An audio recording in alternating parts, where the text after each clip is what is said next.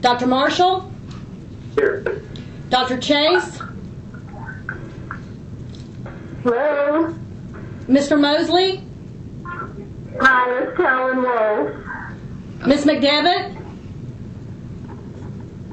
Dr. Marshall, you and Dr. Chase are on, and the others may join us soon. Okay, well then let's go ahead with me. We're Shy, Ryan Mosley, and Sheila McDevitt, is that right? Yes, sir. Yeah. Well, let's begin. I'm calling the meeting to order then of the Mental Health Subcommittee of the Student Affairs Committee. We have an interesting opportunity to deal with a important and pressing problem. And whoever it was that said if you like challenges, then you begin with problems, because there seems to be some relationship between the two. I think we're all agreed that the issue before us is an important one. If you had asked the people at Northern Illinois University 2 weeks ago, or maybe 3 weeks ago, if they expected ever to have on their campus a tragedy of the kind they've had and Virginia Tech has had, I suspect they would have said, oh no, those things happen somewhere else. Well, you know, we can't afford to take that attitude. Those things happen wherever they're going to happen, and they could happen here. So we have the interesting task of trying to find a way to identify and define problems with students before they result in tragic events. We have on the line today those of you who have identified yourselves by name. And of course, the staff work on this, the important work that we'll be hearing about, has been done by Dottie Manier and Vicki Shirley, ably assisted by Justin Lowe and Linda Page and Manaka Vinters. How's my pronunciation, Manaka? Close, it's Minoka. Manoka, okay. Great. Close. Good enough. And we have important representatives, campus representatives from around the university, and all of you will be participating, and I'm sure your campus inputs will be very important to those of us on the committee. Let me just ask that when the other two members of the committee join us, Ryan Mosley and Sheila McDevitt, which I hope they... Excuse me? I'm here, Mr. Marshall. Ryan is here. Good, thank you. So we're here, all but Sheila, and we're hoping she'll join us. With that, let me turn to, I think, to Dottie Manier first, with whom I've been talking occasionally. And I know that she and Sheila have spent a lot of time working on the report that all of you have before you. And I think I'm just going to turn to Dottie for her, let's see, the agenda says presentation of findings of the SUS mental health issues and legal work groups. Dottie, take it away, please. Thank you, Dr. Marshall. Vicki and I will kind of be playing tag team on this. Yeah. For the benefit of our guests on the line who may be less familiar with this project, if you've got a copy of the PowerPoint presentation in front of you, you'll notice that slide 2 presents a brief timeline of related activities. Subsequent to the Virginia Tech tragedy last April, President Bush asked the 50 governors to analyze the steps taken to improve security on our college and university campuses. Governor Chris convened a task force, and in addition to holding meetings and hearings, he asked board staff to survey both public and private institutions of higher education in the state of Florida. The final report from that task force contained a series of recommendations. So in June, the Board of Governors took up these issues and decided to address them through both the board's Emergency Preparedness and Campus Safety Task Force, chaired by Governor Perez, and through this subcommittee of the Student Affairs Committee. We sent out a follow-up survey asking about services across the mental health continuum of care, from education through prevention, intervention, treatment, and aftercare. And we also asked for more detailed responses based on the recommendations that came from the gubernatorial task force. We also worked with two interinstitutional work groups, a legal issues work group and another work group made up of student affairs personnel and counseling center personnel. So the report that you have before you is actually a compilation of information from the two surveys as well as recommendations from these two work groups. Okay, this is Vicki Shirley. The next slide in the PowerPoint is a summary of relevant state and federal laws. I was responsible for putting together a legal work group in response to the gubernatorial task force recommendation that a legal work group consisting of representatives from our state universities, our private colleges and universities, and community colleges got together to review the state and federal laws that affect a post-secondary educational institution's ability to share student information. The law that has the greatest impact on the ability to share student information is the Family Educational Rights and Privacy Act, which is commonly referred to as FERPA. This act was enacted by Congress in 1974 to protect the privacy interests of students and or their parents in student education records. Under FERPA, when a student reaches the age of 18 or attends a post-secondary educational institution, the privacy rights created under FERPA for parents are transferred to the student. So I'm primarily going to focus on a student's rights under FERPA, given that our student base are attending post-secondary educational institutions. Education records under FERPA are defined as all documents, files, materials, and other memos that contain information directly related to a student and that are maintained by the educational institution. There are certain records, however, that are not education records under FERPA. These are records maintained by campus law enforcement, treatment records maintained by campus healthcare providers, notes made by teachers of observations, that sort of thing. The Congress recognized, however, that it is important for institutions to share information both within the institution and with other institutions, so a number of exceptions were enacted under FERPA, which would allow an institution to disclose student education record information without the written consent of a student. And I've got a list of these exceptions. They're in your report, but I wanted to briefly go over them with you. First of all, Congress recognized that institutions should be able to disclose information in education records to other officials within the institution who have legitimate educational interest in the information. This would include campus law enforcement if they're designated in the institution's FERPA notice, which is contained in most institutions' catalogs, to students as persons having a legitimate educational interest in the information. Congress also recognized that it's important for institutions to be able to disclose information to officials in other institutions and drafted an exception which would allow that disclosure to an institution in which the student seeks or intends to enroll. Institutions can also disclose information to appropriate persons in connection with an emergency if knowledge of the information is necessary to protect the health or safety of students or others. According to a recent brochure issued by the United States Department of Education, appropriate persons include the parents of a student if the health or safety emergency involves their child.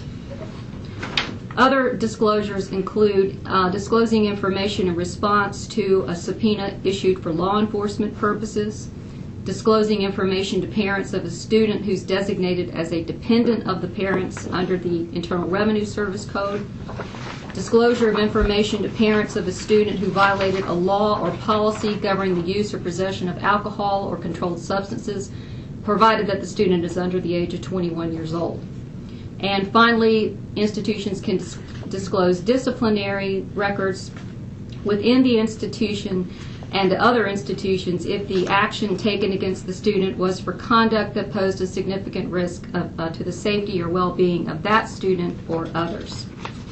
In going through these laws, one concern identified by members of the legal work group is the limited ability of an institution to share information from education records with another institution in which the student is currently enrolled.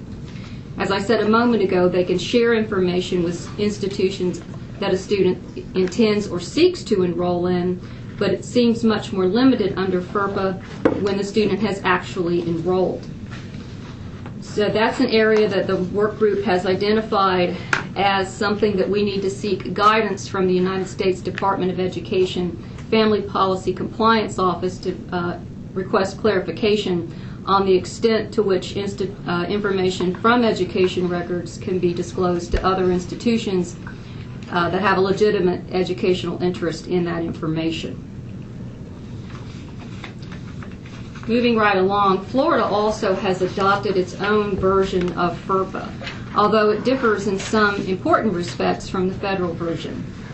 For example, under Florida law, there are a number of FERPA... Hello? Okay, a little You background. have a disturbance from some source. Sounds like dogs barking. Governor McDevitt, hello. Hi, yeah, I've been here. Good. Hi, Sheila. Hi. Well, you know, if there are dogs on the call, I guess that's all right. What's on the phone? We need a moment of levity right now. Okay, but back to the Florida version. There are some important differences between the two. Number one, Florida does not contain an exception for disclosure for records such as disciplinary records.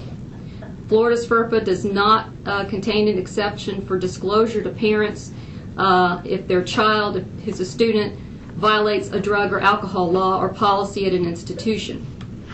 Florida also doesn't provide a disclosure exception for subpoenas issued for law enforcement purposes. There is a general subpoena exception, but not one specifically for law enforcement purposes, and that's an important distinction because under federal law, if the subpoena is issued for law enforcement purposes, a court or the agency issuing the subpoena can make a determination that it would be detrimental to the investigation for a student to be notified prior to the issuance of a subpoena and compliance by the institution. Florida law, on the other hand, requires that an institution give the student notice of the subpoena, provide them with a copy so a student is on notice of what's being requested. This could potentially compromise a criminal investigation if the student has access to the information in a university computer or their dorm room. And we've had that question come up at our universities, and that's one area that the universities are concerned about. We also examined HIPAA, leaving FERPA aside now. HIPAA is the Health Insurance Portability and Accountability Act.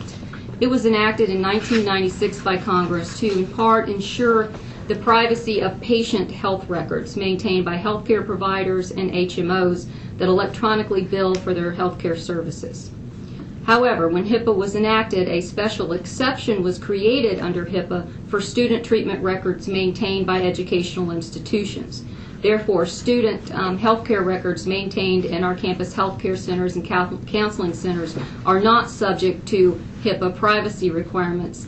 But if they are released for purposes other than treatment at an institution, then FERPA is triggered and the FERPA privacy protections are afforded the records. We also looked at state law because state law provides privacy protections for patient health records similar to FERPA. But there are also exceptions under state law for psychiatrists and psychologists to release information or disclose information to an intended victim or law enforcement if a patient has indicated an intent or an actual threat to a victim or someone else or themselves. So we do have the ability under federal and Florida law to release information in response to emergency situations where a student's health is at risk or a student is at risk of harming others. So that's my summary of relevant state and federal law. If you go on to slide 4, just wanted to mention that when we sent out the survey, some of the questions were designed to capture a sense of university resources and structures for addressing mental health issues on campus. We discovered that although all of the institutions do have on-campus facilities where students can receive care, the mental health and the counseling services are really set up and funded somewhat differently at the different institutions throughout the system. Some of the institutions have tighter restrictions on the number of counseling sessions a student may schedule, the availability of services at night or on weekends, and restrictions on how long a student must wait for non-urgent care. But certainly all of them refer students for services from external specialists when needed, and this is all delineated much further in the report.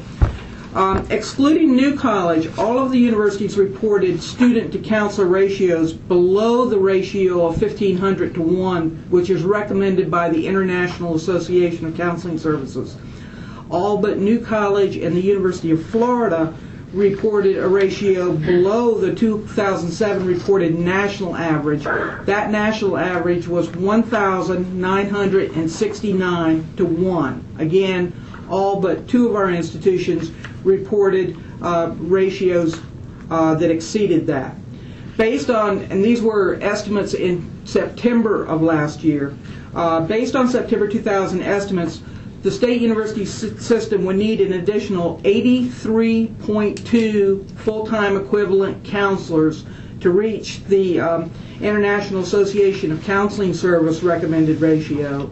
Again, that's 83.2 FTE.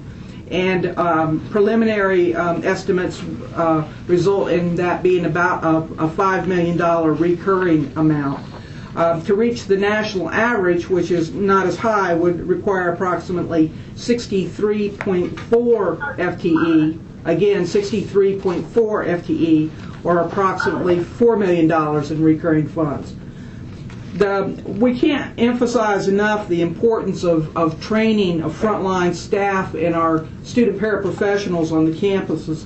I know that Governor Chase's work group has been focusing on issues surrounding faculty and staff training, but in the report you will find several references to some of the promising training practices that have been identified either within our system or in other states that are worthy of emulation. Thank you. Thank you, Dottie. Okay, if you go to the next slide, that's talking about funding, which segues into what Dottie was just talking about. Institution. Vicki, could I interrupt you? Sure. What is all that noise? We don't know. It's not here. It's very disruptive. I think everyone needs to be reminded to not be around in an environment where there's other people talking in other situations. I think you have other conversations going on behind the call. Well, I mean, either that or they can use their phone. Yeah, right. Can anybody help us identify where the noise is coming from? Speak up if you have any idea. Well, we would appreciate that being remedied. It really is disruptive. Okay, let's try it again. Okay, thank you. Back to you. Thank you, Governor Marshall. Yes, this is Vicki Shirley again. We were just talking about funding. Institutions fund their health centers, the personnel and their services, primarily through different combinations of education and general funds, which that in itself consists of GR and tuition, and also student health fees. One thing that universities reported to us, and was also a recommendation to review in the gubernatorial task force, was to look at whether the statutory limitation on fees, which includes the health fee, needs to be modified in order to provide universities with greater flexibility to hire more mental health counselors. The statutory fee cap is in section 1009.24 Florida statutes, and what it is in a shorthand way is it requires all fees, the 3 fees, athletic, health, and activity and service, the sum of those 3 fees, not to exceed 40% of the tuition cost. And within that 40% each year, the sum of those 3 fees can't be increased more than 5% per year. We have some of our universities at or close to the 40% cap. So the recommendation was either modify the cap to bring it up to 45% or eliminate the cap. As you know, the issue of the authority to charge and limit and modify student tuition and fees is currently the subject of a lawsuit that we're involved with. So this is an issue that's, until we have resolution, it is going to be difficult to approach. But that's one of the difficulties that face our institutions right now, is the restriction, the statutory limit on fees prevents them from increasing their fee, which we could then hire additional mental health counselors. Guy? On slide 6, you'll notice that throughout the report, there really are numerous programs and services that are already in place to address issues and concerns that were raised by the gubernatorial task force. Unfortunately, and I think you're picking up on this already, limited fiscal resources require the universities to place the highest priority on the more critical incidents as opposed to the level of attention that they would like to devote to education and prevention. However, our university representative has been really helping us in identifying and compiling lists of promising practices, particularly those that help engage students more successfully in university life, those that focus on helping students develop the coping mechanisms for dealing with the life stresses they encounter while enrolled in our universities, and those that identify and respond to students at risk before the situations reach a crisis level. Additionally, within fiscal constraints, the universities have already implemented a whole array of programs designed to reduce such things as underage drinking, substance abuse, suicide, bullying, domestic and dating violence, and other violent and destructive behavior. But the reported cases of suicide attempts and other self-destructive and at-risk behavior, as well as, quote, severe psychological problems, close quote, remain really alarmingly high, as noted in the report. And our mental health and student affairs professionals encounter an array of barriers to identifying and effectively treating these at-risk students. Again, I'll note that we have plenty of colleagues from our universities on the line with us this afternoon, and subcommittee members may want to direct some specific questions their way when we finish up. Again, though, our colleagues did help us identify some promising practices for addressing some of the barriers that they've encountered through education programs, staff training, and the use of multidisciplinary management teams and improved working relationships with community agencies. Vicki? Back to me, slide 7. What we've captured on slide 7 is just a synopsis of the current information sharing processes that go on intra-institutionally, meaning within our institutions, inter-institutional, between institutions, and across community lines. And that was something that was closely tied into what the legal work group was doing, because you have to work within the confines of FERPA and also state law with respect to any treatment records.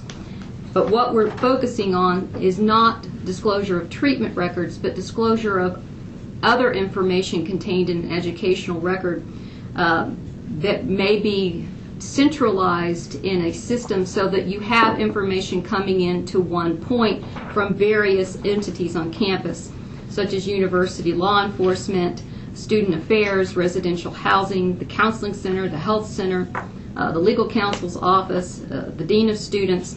One very important component that we identified for crisis management, and even for students who are not yet at the crisis stage, because the point here is to intervene and prevent the conduct from escalating so that we don't have situations like Virginia Tech. So it was felt that one particularly important component of this was universities putting together multidisciplinary crisis management teams or response teams so that this information can be reviewed by one central body. It can be housed in one central location. The lines of communication and reporting are clear on campus so that we don't have breakdowns in communications at our institutions. We know from our colleagues that at our universities, 8 institutions had crisis management teams in place before Virginia Tech, and now all 11 do. Across interinstitutional lines, things become a little stickier, and based upon a kind of a cross-working group of both mental health working group and the legal work group, we learned that even though FERPA does allow, or we believe it allows, the transfer of disciplinary records where the conduct at issue was related to the health or safety of the student or others to be exchanged, most of our institutions do not actually exchange any information without a student's written consent. And again, this is something that we're going to ask the United States Department of Education for more guidance on. Across community lines, I think there's even less informational sharing that can be had because you are dealing more with the nature of confidential patient mental health or treatment records. At that point, you can only disclose such records or share such records with a student's written consent. So these are areas that we've identified, but coming up with strategies to help improve communication are somewhat limited due to the confidential nature of the records. And on slide 8, we won't go into any detail about these, but you'll just see a handful of the many promising practices that were identified by our work groups. Everything from using peer training to certainly including crisis intervention training for the police departments and the multidisciplinary response team, behavior consultation assessment teams that Vicki mentioned. At the request of Governor Marshall, we tried to include plenty of references to more promising practices in the report so that the document could serve as a valuable resource to professionals at the campus level. So, in conclusion, if you turn to the last page, the work teams really focused in on 5 recommendations, perhaps none of them particularly startling, but I think all of them just require an ongoing and continuing hard work for us to be able to realize the benefits of them. Certainly we think institutions, both individually and as part of the system, should draw on their current understanding of best and promising practices to continue to improve really their policies, their procedures, their services across the mental health continuum of care. We are continuing to be struck by the incredible array of expertise within our state and within our system, and we really need to look for cost-effective ways to draw on that expertise and to scale up and replicate best practices in this area, just as we've emphasized we need to do in so many other areas. Vicki and I both mentioned that one of the most frequently cited promising practices for the universities really is the appropriate use of these multidisciplinary management and response teams established to review students and incidents that indicate at-risk behavior. Our work groups really did recommend that each institution should circle back and really take a very close look at the structure and the responsibilities and the policies and procedures associated with these teams, to develop this centralized reporting system that Vicki has mentioned with a single point of contact to collect and disseminate information as appropriate about the students. The other recommendations are what I've already mentioned, that we need to request guidance from the United States Department of Education. I've already drafted a letter to that effect. And then we need to examine whether the Florida FERPA statute should be amended to conform with the federal requirements or repealed in its entirety. So those are 2 that are coming out of the legal work group, along with looking at the I pre-cap. have a question on that. Governor Marshall, could I ask a question? Yes, please, proceed. Does the legal group have a preference for the appropriate approach to that? Because I don't have any basis for understanding the history of why Florida chose to adopt one that was inconsistent. Well, we don't really have the insight on that either, because Florida FERPA was adopted probably 20 years ago. The work groups, their preference was it be repealed, and we just... Well, that would be mine too, because it doesn't much add anything. No, it only adds confusion right now for us. Well, let's discuss that, because we have an option there, and there may be some thoughts expressed by other people from the campuses as to what we ought to do about the FERPA problem. Any other comments? Are we ready for that, Vicki, to turn it and Sure. turn this over to? Yes. Absolutely. We're finished with our report, sir. Both you and Dottie. Yes. Okay. Well, Sheila has raised one interesting question that I think Vicki at least is asking for counsel on. What do we do about this seemingly counterproductive FERPA regulation? Well, Sheila has suggested one way to approach it. Any thoughts about that?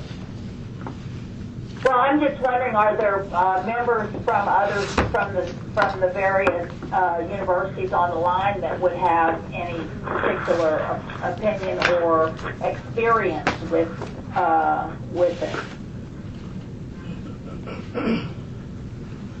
I guess not. FERPA-related experiences from around the campuses. Any comments? This is Debbie Ford from the University of West Florida, and I'm the Vice President for Student Affairs, and we have had great confusion with a particular incident this past year related to the conflicts that exist between the Florida FERPA and the federal FERPA. So any way we can clarify that, and I believe repealing the Florida FERPA would certainly help us to be able to avoid that kind of confusion in the future. Vicki, you mentioned a couple of times that you were referring some questions to the Department of Education. I take it that we don't need to wait for that response from the federal level before we take action on correcting the FERPA problem here. That's correct, Governor Marshall. True? Yeah, okay. This is Barbara Witchell at the University of Florida.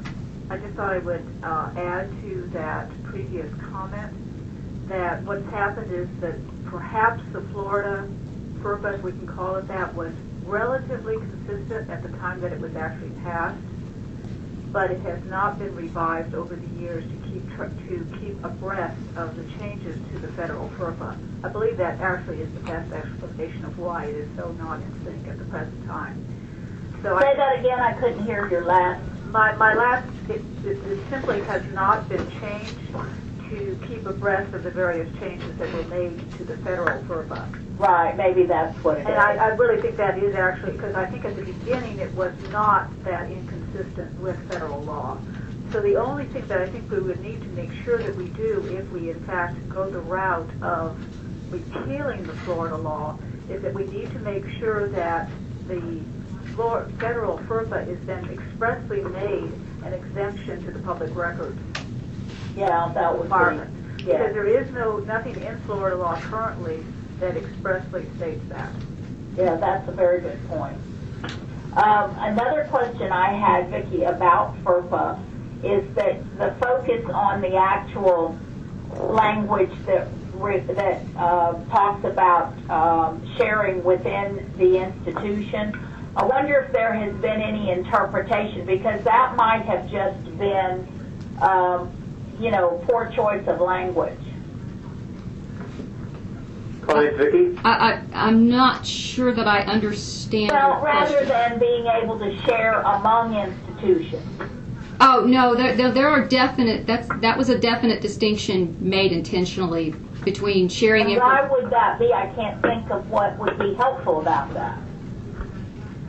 Well, I think, I don't know, I wouldn't be speculating, but perhaps Congress thought that once a student transferred to another institution, the legitimate educational interest became diminished upon the transfer. I don't know. Again, I'm just speculating. Well, it just became somebody else's problem. Correct. So, And Barb, I mean, at least it would make sense if you were within the same system. Or within a system like ours in Florida, where we have such a high rate of transfers from the community college system and the state university system. Right. I mean, you can take other systems like California or something, and the institutions, you could probably get away because the sharing is the system. It's not. I'm not saying this correctly, but they have a bunch of institutions that are all the same school, in other words. Or maybe that's New York, I don't know. One of them where you have just a great big system, but they're not basically separate institutions. Right, you're correct. That's, I think that's University of California. There are a number of different institutions within there. It's probably Reed Shop in California. right. Right. So that would give a different result there than it would here. It would, and here, because we do have such a strong 2+2 policy and students transfer between our institutions within the SUS, there's a greater need for information sharing in Florida within the two systems. So what you're saying is that you're asking for clarification from the FERPA office, or actually asking for a change in the law? Well, we're asking for clarification from the FERPA office, and at that point, then it may become necessary to see if it's possible to amend federal FERPA to allow for more informational sharing between institutions. It seems rather limited under current law. And I would think that you would want that then to be extended not just within systems, which is what you've been talking about, but within then between institutions. Yes. General. Yes. Other comments or questions from campus people in particular? Sheila, do you want to make your suggested change in the form of a motion? You mean about seeking clarification and repeal? Well, that's right, yes. Yeah, I mean, I would suggest that we recommend something, concrete instead of just saying we could do either one. I think I would clearly maybe make two motions. One, that they, upon receiving clarification from the FERPA office, if it does not allow the appropriate sharing within our system, that we seek a change at the federal level for that aspect of it to be limited to our system. And the second motion would be that we repeal the Florida FERPA or conform it to be identical to the federal, so that we don't have a system that is in confusion. Do those motions get clear? Are they clear to you, Vicki? Yes. Let's treat yes? Yes, I said yes. Excuse me? Go ahead. Yes, they are clear. But then let's treat the two motions as one and open discussion on those before we move toward a vote. Any comments, questions? Did we have a second to the motion? We did not. Could we have a second? Are there only two of us on here? No, Governor Mosley. Mr. Marshall, I'll second. Ryan has seconded the motion. Okay, good. Now we're ready for discussion. And Question? Arlen Mayor, sorry, I just wanted to tell you that Governor Chase may actually be able to hear us, but unable for us to hear him. He's having telephone problems from Belize. Okay. Well, he ought to come back to reality. Have fun in Belize, Arlen.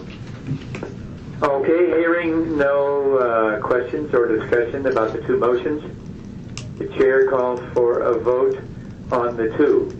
Those in favor say aye. Aye. Are there any opposed? Same sign. The motions have passed, and they are in the hands of capable hands of Vicki, who will see that we get the appropriate information to the appropriate authorities. Thank you, Governor Marshall. Thank you. The other question, Governor Marshall, that I had was, are there suggestions about the funding and fee caps? Yes, clearly that one ought to be up for discussion. Questions about the funding and fee cap. Comments? Mr. Marshall, I have a comment. Brian. Regarding the fee caps, another major problem is not just, and I was kind of getting the impression that not just the 40% cap. It's actually some of our institutions are so low below that 40% cap, because there's a cap on the 5%, they're never going to be able to get close to that 40% mark. And I can speak on behalf of the University of Florida. Our dollar value is so significantly lower just because of where we started that going to have a hard time ever reaching that level. So not only look at the 40% cap, but the actual 5% cap on the fees themselves. Everybody understand that comment? Some institutions are worse off than others, he's saying. Yes, I look at some of these statistics, and it was kind of frightening to me because it looks like some institutions really have a very serious problem with mental health. When you look at all of those the number of professionals that are there and what their ratio is, pretty scary. Well, it is indeed. I don't know, as we address that fee cap problem, so if there's any way we can distinguish among universities. Ryan, do you have anything in mind? I really don't. It's tricky. I mean, I think, obviously the benefit of having a cap is that, especially the 5%, that it doesn't get out of control. And, from a university perspective, that makes sense. But on the same token, as Governor Devitt pointed out, if there's significant need or there's any major, situation that do arise, you really can't match that demand. We have a hard time hiring more counselors. That's for sure, because by the time the activity and service fee comes in, there's not much room left in the total fee percentage to be able to go to mental health and to hire a counselor. So I wish I had a recommendation. I don't, but definitely something we should look into. So maybe the thing we ought to do is, in our report, call attention to the presidents of the several universities to this disparity, and make it clear that we think this is a special concern that we're expressing to those universities that are so far out of line. But this brings to mind something that's come across my mind at frequent intervals as I've reviewed these materials. We have a serious funding problem in this state. If you look at the number of counselors, professional staff we have, we're so far below the international standards and the national standards that Florida's just in bad shape. This means that we need more money. And for us to take to the president's recommendation that they devote more money to this counseling problem or to the whole problem of mental health is a tough assignment. We know that it's serious, and we must say that. But facing the reality of the shortage of dollars is one we know we're going to have to contend with. Yeah, Governor Marshall, this is John Brunner at FGCU. If I can just speak to this issue of funding and the 5% cap for a second. It's not only a matter of the cap. It's also a matter of, in essence, there's competition. You have A&S fees and you have athletic fees that also are vying for, like in our case this year, it's $1.42. We're vying for that funding. So it's really a very complicated problem, and certainly funding is an issue. But I could start talking about space and all kinds of things. But I don't know. It is complicated, and I think it does vary across institutions. Right now at FGCU, we're a low person on the totem pole. The parking fee is even higher than what we have for health. So individual institutions have different issues as well. Dr. Major Quartet, University of West Florida. I'm the Counseling Center Director here. And the other issue that we have is even if you remove the fee cap for the 5% and we allow ourselves to get a much larger health fee, many of counseling centers were previously funded actually with E&G funding rather than health fee funding. I know here about 14% of our health fee goes to our counseling services and wellness services. But I know at other institutions, they really have a difficult time getting even that percentage of the health fee. And that if you increase the health fee, you're then going to start a competitive process on the campus between the much needed health services improvements as well. But it's not just so simple as, maybe there's some way you can do it where you can designate it that it then go to hire additional counselors. But if you just leave it up to the individual system of we're going to go ahead and increase the health fee, significant portions of the health fee go to cover physical health services, and very small percentages usually cover mental health services, although that does vary across the system. And you did mention the prevention and wellness or the education piece too.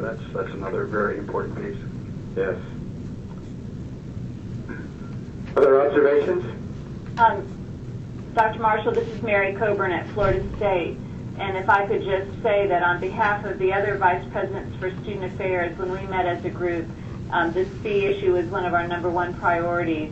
And we as a body certainly endorse the removal of the 5% increase and certainly the 40% cap is possible. One way to look at it would be to pull the health fee out from that calculation, like the transportation fee, and give it more flexibility.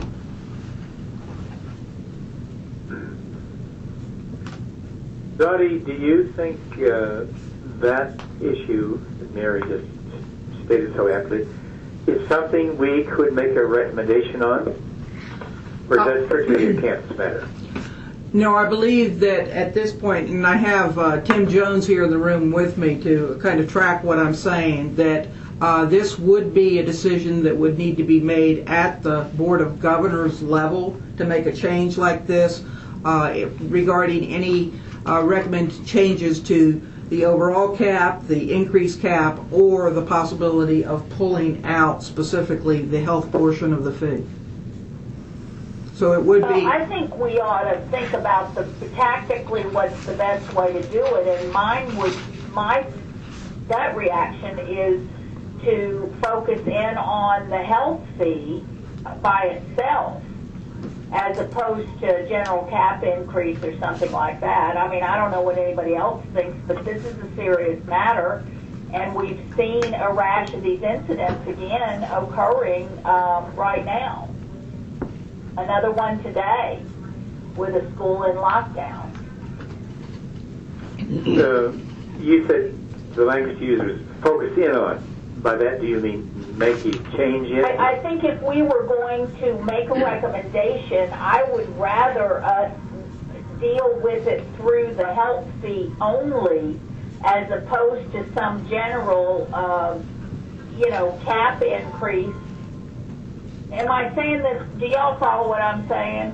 Well, I think you're saying that to separate out the health fee. Is that correct? Yes, but this is a health-related matter, and maybe what we should do is to have a mental health component of the health fee or something. I don't know. I don't want to overcomplicate it. Well, I think the first thing would be to separate out the health fee, which I would be in favor of. Yeah. Is there consensus on that from around the universities? Dr. Sacker, are you on there? Yes, sir. I'm here. How would you feel about that? I would have to. I'm certainly not opposed to it. We have a split. The health service gets 83%, I believe, and the counseling center gets the rest. However, we have psychiatry in the health center, and they have counselors. So I think, I entrust this kind of formula to Dr. Cover, and she certainly is very committed to supporting both health and mental health. I would just want to be sure that as we're looking at a mental health continuum, we're not forgetting about psychiatry, which is extraordinarily expensive, but the only ones in this group that can do medication monitoring and deal with the complexity of some of the new medications. So we would just need to be sure that along the continuum, wherever mental health services were provided, that they could be addressed. But this is the way to lift the cap, then certainly we would be in favor of it. What is the view from the Office of the Vice President, who has overall responsibility? Dr. Coburn? Yes, well, this is Mary. How you split the health fee on your own campus is certainly an institutional prerogative, and we would all need to work on that with our best efforts. But when you're splitting such a low amount of money now, it's very difficult to meet the needs. So I would really like us to focus on the capability to increase the fee, whether it comes through the lifting of the caps or the pulling the health fee out of the caps that exist now, like the transportation fee. So when you can increase the transportation fee pretty much without any stipulation, but the health fee is in that formula with the A&S and the athletic fee that has the 5% and the 40% restrictions. So anything that gets us more flexibility on the fee would be greatly appreciated.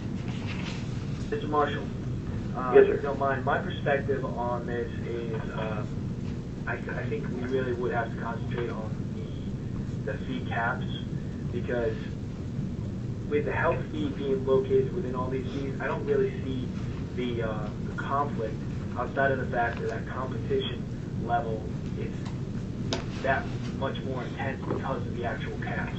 And obviously my only immediate dealings with is the 5% cap. When we talk about changing that 40%, I think there needs to be some conversations on what an appropriate cap, total cap level would be. But I think if you deal with those caps, it will help solve the competition factor, which will free up those dollar values, those dollar amounts to be able to be allocated to the health fee. We wouldn't have to change our current system. I'm not sure I understand, because you'd still have competition with A&S and in athletics. But So you're not expanding that barrier. So say it's not 5% increase anymore, we say it's 10%, now I have $2.50 to be able to allocate instead of $1. Therefore, competition in some ways is good because it makes you have to make certain decisions, priority decisions, and the benefits of that. But on the same token, it will open up the ability to match demand at a better level that we need for mental health. Hi, Mr. Marshall. This is Charles Brown from FAU. Yes, Charles.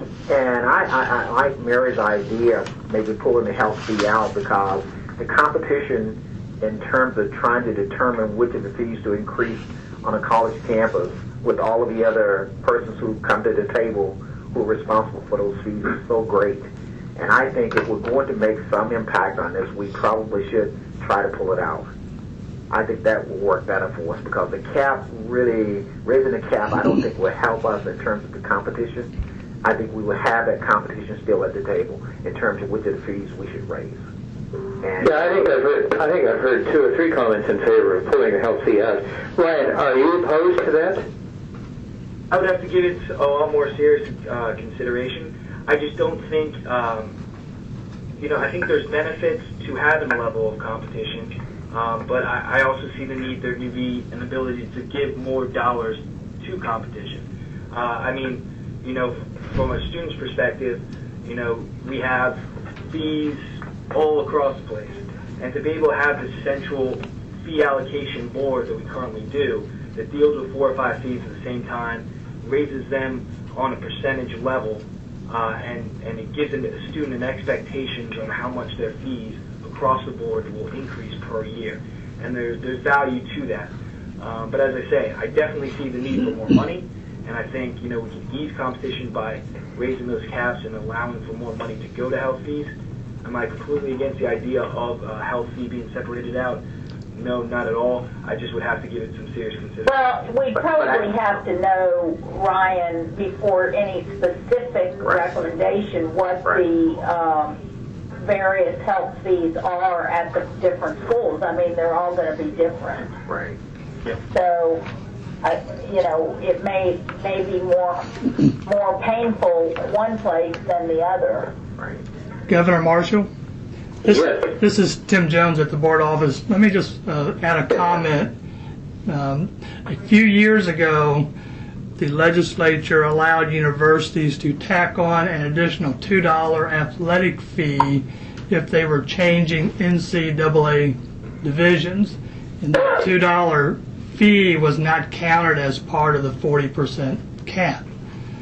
So that's another option, would be to have a separate fee outside the health fee for mental health counselors that would not go against the cap. Interesting point. One we maybe ought to consider seriously. Any other thoughts on that?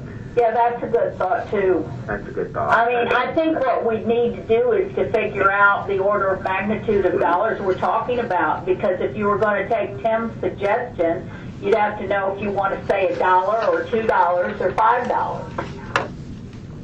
Yeah, I think that idea has some definite merit to it. Yeah. Yeah. Further comments on that suggestion? This is Sharon Wiley, University of West Florida. I think that's an excellent idea, and I think trying to figure out what the specifics would be might be another question, but certainly to pull it out and have it as a separate source of funding would be an excellent suggestion. Excuse me, go ahead, please. This is Mary Coburn again. Tim, I think that's a great idea because what it does is really capitalize on the public's support of increasing mental health services on campus and really speaks directly to that. I think that's quite clever. Yeah, and calls attention in an effective way to what we consider to be a very serious problem. Well, gather data. Was it Sheila? Yeah, I'm sorry. I was just going to say, is there some way that we can gather some data that would give us an order of magnitude as to what kind of cost are we thinking about? I was about to try to turn it back over to Dottie Minear. I'll shut up. And see if Dottie, you and your good folks could do some research on this and consider the implications for the various universities, and then maybe even come up with a number of dollars that we could consider. Yes, sir, we absolutely can do that. We have the data here at the office about the distribution of the fees right now, and we can run some scenarios for you and bring them to your March meeting or send it to you beforehand. Yeah, you might send us your recommendation beforehand. Okay. And if necessary, if it appears that there's serious disagreement or controversy we ought to consider, we can have another conference call. But short of that, I would say we could probably handle it at our meeting in March. Okay. Sound agree with everybody? Yeah. Okay with you, Sheila? Absolutely. All right. Let's see. Other issues we ought to be addressing. I guess I would give my comment on these promising practices. Some of them are so obvious, I'm shocked if we don't have them. Like a 24/7 hotline and so on. Yeah, those are some of those are pretty obvious. And would it be sufficient, at least as a first step, for you folks, Vicki and Dottie, to get out a very plain-spoken memorandum on this, part of our report to the president, telling them in plain words, we think there's some steps that have not been taken that can be undertaken by each university if they will address these problems. Yes, sir, we can absolutely do that. And is that enough, fellow board members and others? Is that a good first step, in other words? Yes, I agree. I think so. Anybody have a better one? Okay, then Dottie and Vicki, we're sort of tossing this one back to you too, but with the belief that you can make it clear that we think some action is required. Yes, sir, we can do this relative to the ongoing implementation of promising practices with a specific emphasis on the recommendation regarding the multidisciplinary teams. And I want to reiterate that very impressed with our colleagues around the system and how much they are able to share with one another and to just continue to build on what we have with it. Take advantage of being a system, essentially. That's good to hear. So we're not starting from scratch. We have something to build on, and we need to build. And I guess we all should keep in mind that our report needs to go to the Student Affairs Committee, the Parent Committee of which we're a part. True, Dottie? Yes, and Governor McDevitt, what this is looking like at this point in time is, if this meets with your schedule, is that we would probably have a joint meeting of, perhaps have a joint meeting of the Emergency Preparedness Task Force and your Student Affairs Committee at this next meeting. It would probably be scheduled on the Wednesday afternoon, only from the perspective of if you do have any recommendations moving forward having to do with the financial side of things, that you may want to pass your recommendation on to the budget. Well, I think we need to do that. Okay. I mean, we're running out of time if we're going to try to do it. So we probably will be having that meeting We'll firm this up, but I'm assuming it'll be approximately 2 o'clock on Wednesday afternoon, March 26th at Florida State University Alumni Center. Is that right, Michelle? Alumni Center. Yes. Okay. Diane and Vicki, are there others among those 5 recommendations that we need to take some action on? I don't believe so. I mean, I think we endorsed the recommendations. It was just the more specifics with respect to those 2. I think that's right, yes. Okay, if not, if there are no comments or suggestions from board members, what about from other participants, the campus representatives? Do you have anything else we ought to be considering today?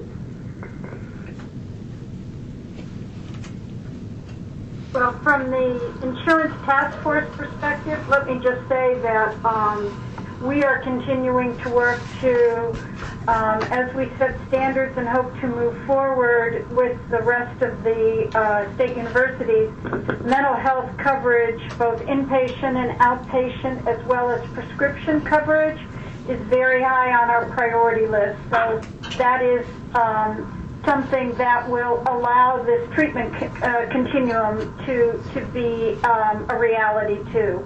Yeah, Leslie, how is your insurance coverage, though, impacting your ability to do this? And will that allow you to have a lesser fee increase than others?